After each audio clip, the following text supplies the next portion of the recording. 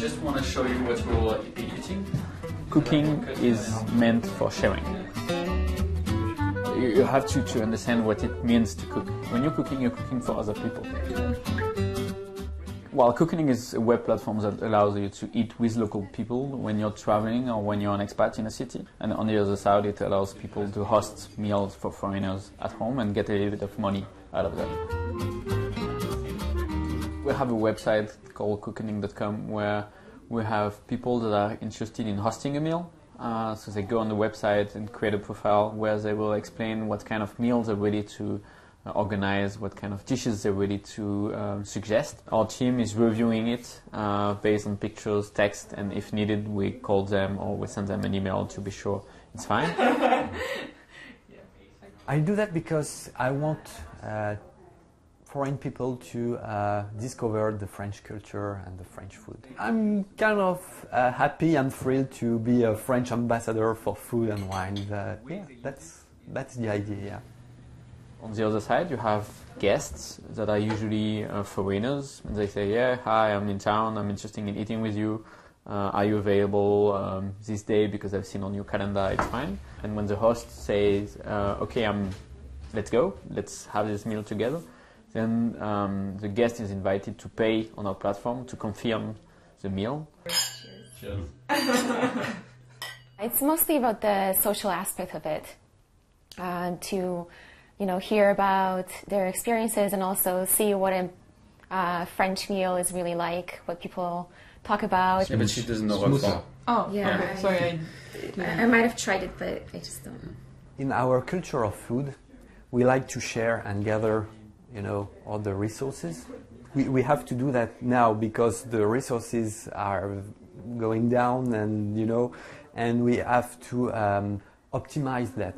French people love sharing. Especially outside of Paris, where this kind of way of living and way of consuming are really old. And the web and all these platforms are just increasing it.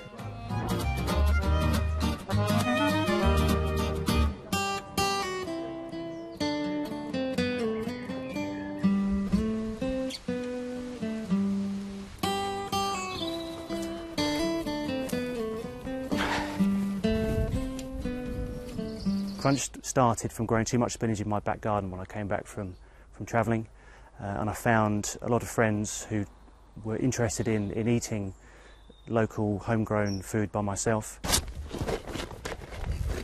Unfortunately we got very tired of having to make spinach ice cream, so decided to try and find other friends who were growing other vegetables, and we were able to swap my spinach for tomatoes, courgettes, apples, strawberries.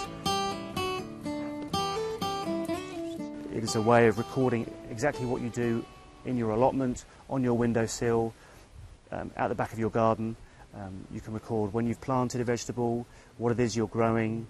You can ask questions to your local community. You can see what people in your local community are growing and eating at the same time. There's a few people on there up the road who I didn't know beforehand, and we've met up since and had a beer together and discussed our vegetables, which is interesting topic of conversation down the pub.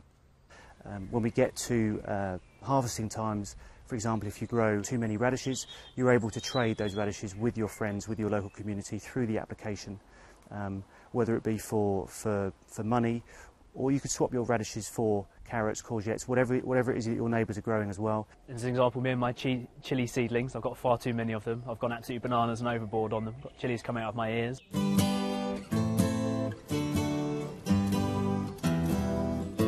Us Brits are slightly more reserved than the French and a few other nations, but we're definitely up there with them. I think we could produce stuff just like the French and get into the whole sharing aspect of it. Yeah, definitely.